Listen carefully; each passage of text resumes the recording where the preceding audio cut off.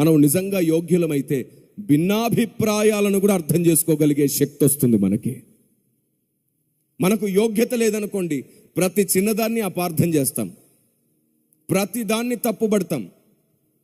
ఉదాహరణకి ఇటీవలి కాలంలో ఒక సేవకుడు, ఆరాధికుడు అనేక మంది యవ్వనస్తులను బలమైన ఆరాధనలో నడిపిస్తున్నవాడు. అతనికి సిద్ధాంతమును గుర్చిన అవగాహన లేదు. అతను కేవలం బుద్ధివాక్యమును బోధించి ప్రజల్ని బలపరుస్తాడు. సిద్ధాంతపరమైన అవగాహన కోసం దేవుణ్ణి బతిమాలుతుండవచ్చు. కేవలం స్తుతి ఆరాధన. వింటున్నారా? చాలా విలువైన విషయం చెప్తున్నాను. మీకు సంబంధించినవి ఏమైనా ఉంటే సభ తర్వాత మాట్లాడుకోండి. ఎందుకంటే ఇంత ఖర్చు దేవుడు మీతో మాట్లాడడానికే. సమాజంలో చాలామందికి అవగాహన లేక భక్తులను కూడా తూలనాడి, తొందరపడి, ఆవేశపడి, అవమానించి ఇలాంటి వ్యవహారం ఈరోజు క్రైస్తవ సమాజంలో కొనసాగుతుంది. పరిశుద్ధాత్మ దేవుడు దీని గురించి నీతో మాట్లాడుతున్నాడు. లైవ్లో వింటున్న వారు కూడా కొందరు తొందరపడి, ఆవేశపడి కామెంట్స్ పెడుతున్న వాళ్ళు ఉంటారు. అలాంటి వారిని పట్టించుకొని నిన్ను నువ్వు భ్రష్టుడిగా మార్చుకోకు. ఈరోజు దేవుడు నీతో మాట్లాడే విషయాన్ని మాత్రమే దృష్టి పెట్టు. వ్యర్థులకు సంగతి పూర్తిగా వినకుండానే తొందరపడే స్వభావం ఎక్కువ. భక్తులకు సంగతి పూర్తిగా విన్న తర్వాత మొరపెట్టే స్వభావం ఎక్కువ. పరిశుద్ధాత్మ దేవుని నియమం ఇది. అందుకు నేను ఈ విషయాన్ని మీతో పంచుకుంటున్నాను. భిన్నాభిప్రాయాలు వస్తాయి, కానీ మనం యోగ్యులమో కాదో మనం తెలుసుకోవడం ఎలాగో చెప్తున్నాను. ఇటీవల కాలంలో ఒక ఆరాధికుడు, ఒక సేవకుడు ఒక 100,000 మందిని సినిమా పాటలు వినడం మానేసేటట్లు చేసి దేవుని పాటలు వినడం నేర్పించాడు. ఫస్ట్ వారికి ఒక మంచి లక్షణం అలవాటైంది. సినిమా పాటల కంటే దేవుని పాటలు కూడా ఏమాత్రం తగ్గవు, మనం దేవుని పాటల్లో కూడా అలాంటి ఆనందాన్ని వెతకొచ్చు అనేటువంటి ఒక డైవర్షన్ అయితే వారికి వచ్చింది. బురదలో వెళ్లకుండా వారు దేవుని సన్నిధిలోనికి వచ్చే ఒక అవకాశం అతని ద్వారా ఏర్పడింది. మన వాళ్ళు బయలుదేరారు. ఇంకా పాటలు పాడే విధానం ఇదా, సినిమా మ్యూజిక్ లాగుంది,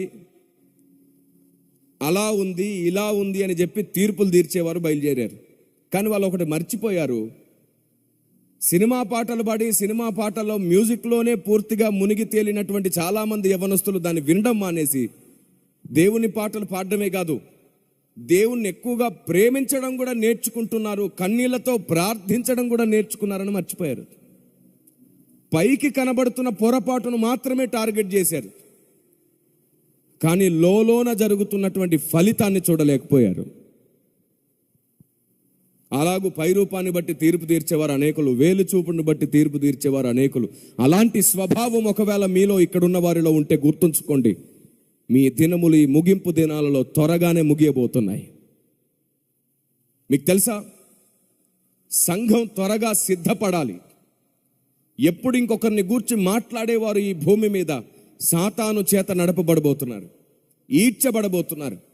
వారి ద్వారా అభ్యంతరాలు, శ్రమలు ఎక్కువగా కలుగుతాయి. కాబట్టి ఎవని వలన అభ్యంతరం కలుగున వానికే శ్రమ. నీ నోటి మాట నిన్ను దేవుని దగ్గర దొరకబట్టేస్తుంది. జాగ్రత్త. నీ నోటి మాట నిన్ను దొరికేటట్లు చేస్తుంది. నీ తొందరపాటు స్వభావం, తొందరపాటు ఆలోచన నిన్ను దేవుని దగ్గర చిక్కించుకునేటట్లు చేస్తుంది. నీ మాటలతో నీవే చిక్కుపోతున్నావు, చిక్కుల్లో పడిపోతున్నావు.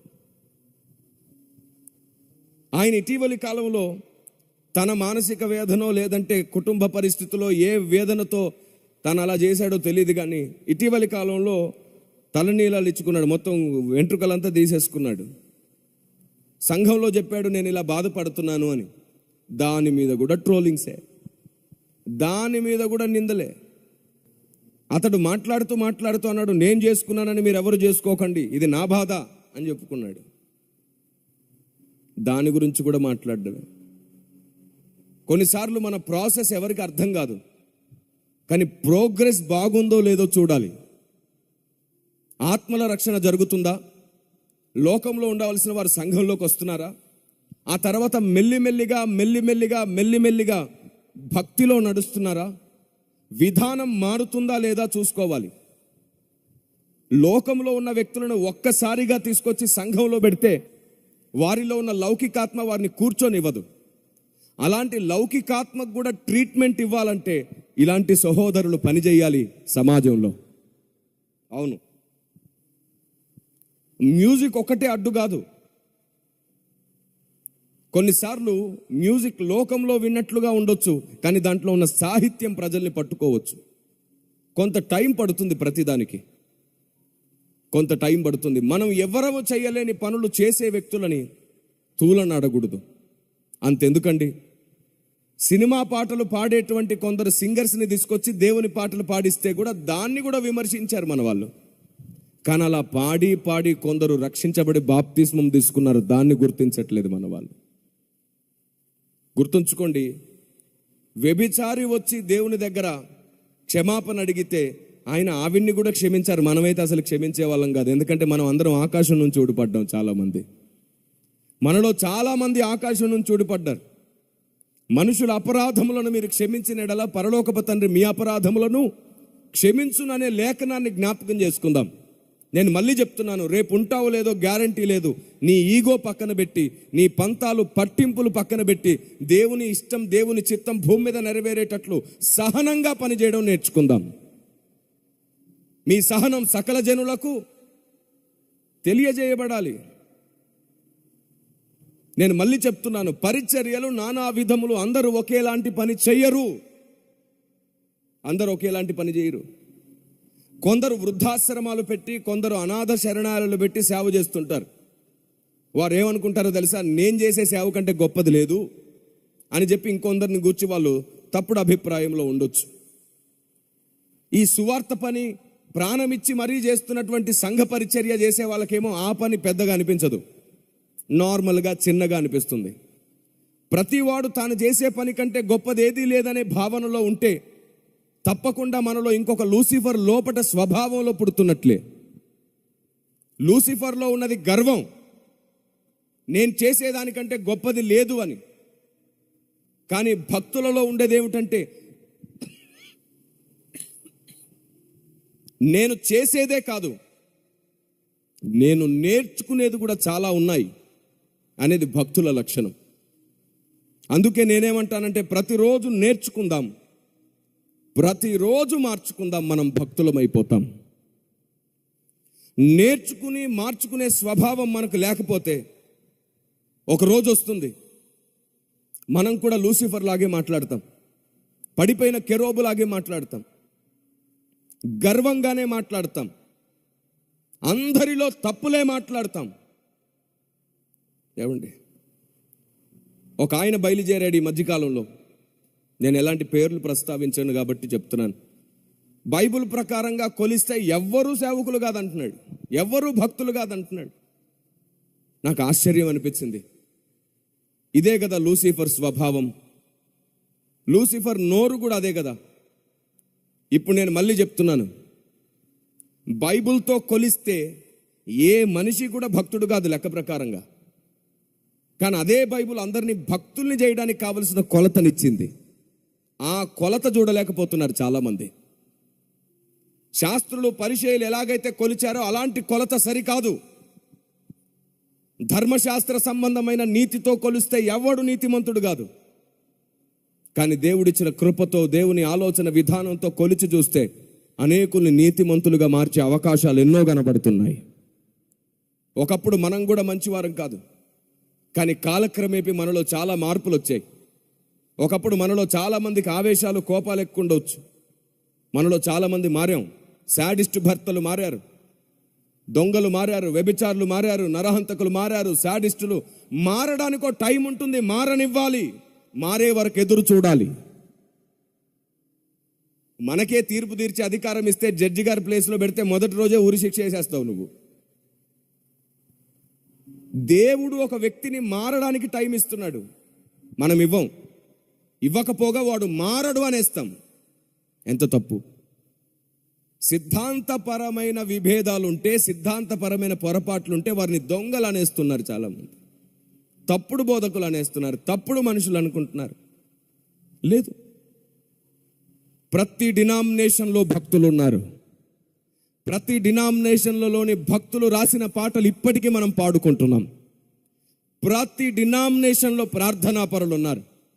ప్రతి డినామినేషన్లో పరిశుద్ధాత్మ దేవుని చేత నడిపించబడుతున్న వారు ఉన్నారు. ఇక్కడే చాలామంది అర్థం చేసుకోలేకపోతున్నారు, అసత్యంలో ఉన్న వ్యక్తులను కూడా ఆత్మదేవుడు నడపడం ఏమిటి అని. మీకు విషయం తెలుసా? అందరూ అసత్యంలో ఏమీ లేరు. కొందరిలో కొన్ని సత్యాలు కూడా ఉన్నాయి. ప్రతి డినామినేషన్లో కొన్ని సత్యాలు ఉన్నాయి. ప్రతి మినిస్ట్రీలో కొన్ని సత్యాలు ఉన్నాయి. అందరూ నేర్చుకోదగిన సంగతులు ఎన్నో ఉన్నాయి. సర్వశక్తిమంతుడైన దేవుడు, తల్లి తండ్రి అయిన దేవుడు ఏం చేస్తున్నాడంటే, తన పిల్లల్లో బలహీనులు ఎవరో బలవంతులు ఎవరో ఆయనకు తెలుసు. బలవంతులను బలహీనులను మరలా బలపరచడానికి వాడుకుంటున్నాడు. అవును, నువ్వు ఎవరినైతే తప్పుపడుతున్నావో, ఎవరిని గుర్చైతే తప్పుగా మాట్లాడుతున్నావో వారిలో నువ్వు అనుకునే 100% ఏమీ తప్పు లేదు. కొందరిలో 50% రాంగ్ ఉండొచ్చు, కొందరు 50% రైట్ ఉండొచ్చు. ఒక వ్యక్తిలో 10% నీకు మొత్తం తప్పే కనబడుతుండవచ్చు, 90% దేవుని దృష్టికి అనుకూలమైనవే ఉండొచ్చు. ఈ 10 విషయాలను బట్టి తీర్పు తీర్చే అధికారం నీకు లేదు. ఎందుకంటే ప్రతి వ్యక్తిని మార్చడానికి పరిశుద్ధాత్మ దేవుడు ప్రయాసపడుతూనే ఉన్నాడు. ఎదురాడు వారికి కూడా మారు మనసునివ్వాలనుకుంటున్నాడంట నా దేవుడు. దేవునికి స్తోత్రం కలుగును గాక.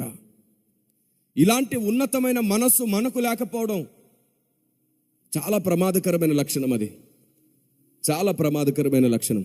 ఒక భ్రష్టుడికి మాత్రమే ఉండే లక్షణం ఏమిటంటే, ఎప్పుడు ఎదుటి వ్యక్తి మీద ద్వేషం. ఎదుటి వ్యక్తి మీద ద్వేషం.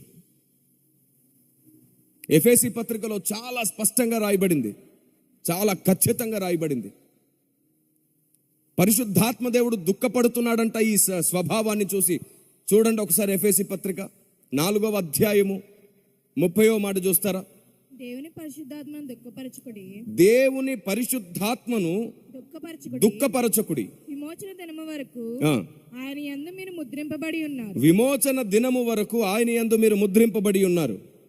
చదవండి. సమస్తమైన ద్వేషము, కోపము, క్రోధము, అల్లరి, దూషణ, సకలమైన దుష్టత్వము మీరు విసర్జించుడి. ఒక్క నిమిషం. 30వ వచనంలో ఏం రాయబడింది? పరిశుద్ధాత్మను దుఃఖపరచకుడి. ఆ కింది వచనంలో ఆయన దుఃఖపడ్డానికి గల కారణాలున్నాయి. అందులో ద్వేషము, దూషణ, అల్లరి, క్రోధము ఇలాంటి మాటలు రాయబడ్డాయి. దేవుని చిత్తం ఈ భూమి మీద పూర్తి చేయాలి అంటే, అసత్యంలో ఉన్న వారిని సత్యంలో నడిపించాలి అంటే, జ్ఞానులు, పండితులు, వాక్యం బాగా తెలిసిన వారు విమర్శిస్తూ పోతే అవ్వదు. విమర్శిస్తూ పోతే అవ్వదు. సరిచేస్తూ పోవడానికి సహనం చాలా అవసరం. అవును, సహనం లేకుండా ఈ భూమి మీద ఎప్పటికీ ఏది సాధ్యం కాదు. ఒక చిన్న కథ చెప్పనా?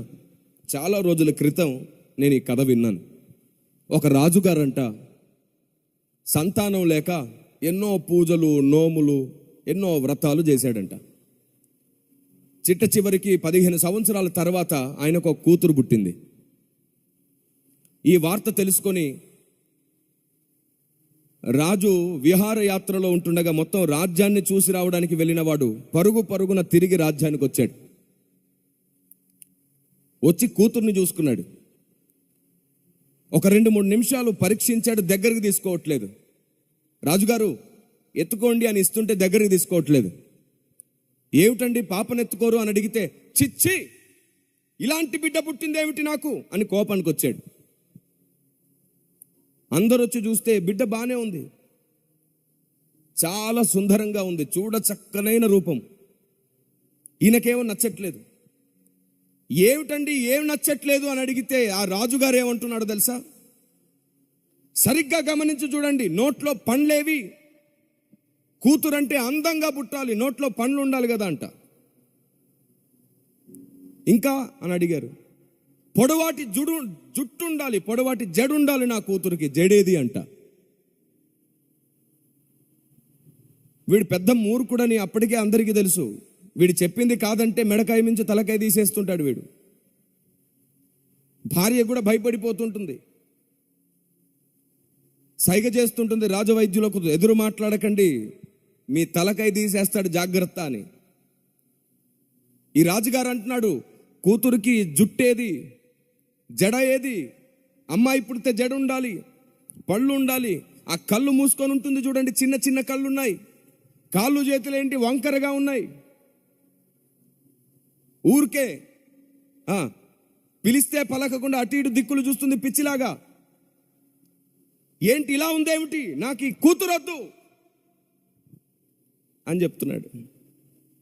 వాడి మూర్ఖత్వం తెలిసినటువంటి రాజవైద్యులలో ఒక పెద్ద ఆయన దగ్గరకు వచ్చి, రాజా తొందరపడొద్దు, పొరపాటుగా బిడ్డని చంపమనో 2 ముక్కలు చేయమనో సమాధి చేయమనో ఆజ్ఞాపివ్వకు. నీ బిడ్డకు వచ్చింది కేవలం ఒక చిన్న సమస్య, వ్యాధి మాత్రమే. ఈ వ్యాధి పోతే పళ్ళొస్తాయి, జుట్టు వస్తుంది, చక్కగా లేచి నిలబడుతుంది, నువ్వు అనుకున్న దానికంటే అందంగా నిలబడుతుంది, అందంగా కనబడుతుంది అని అన్నాడు. అవునా, వ్యాధి వచ్చిందా, ఎలా పోతుంది అని అడిగాడు రాజుగారు. 5 సంవత్సరాలకు ఒకసారి హిమాలయాల్లో ఒక పుష్పం పూస్తుంది. అలాంటి పుష్పాలు 3 సార్లు తీసుకొచ్చి 100 పాలలో కలిపి పోస్తే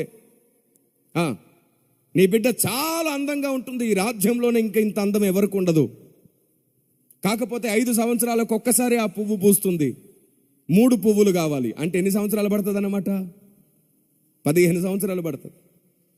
ఈ రాజుగారు ఏమైనా అలాగే కానివ్వండి, కానీ అప్పటి వరకు ఈ బిడ్డ అంతఃపురంలో ఉండడానికి వీల్లేదు, మీ దగ్గరకే తీసుకెళ్లి వైద్యం చేయండి, కావలసి వస్తే అన్ని ఏర్పాట్లు అక్కడే చేసుకోండి అని చెప్పి బండెడు బంగారం, కావలసిన అధికారం, సైనికులను అన్నిటిని ఇచ్చి పంపించేశాడు.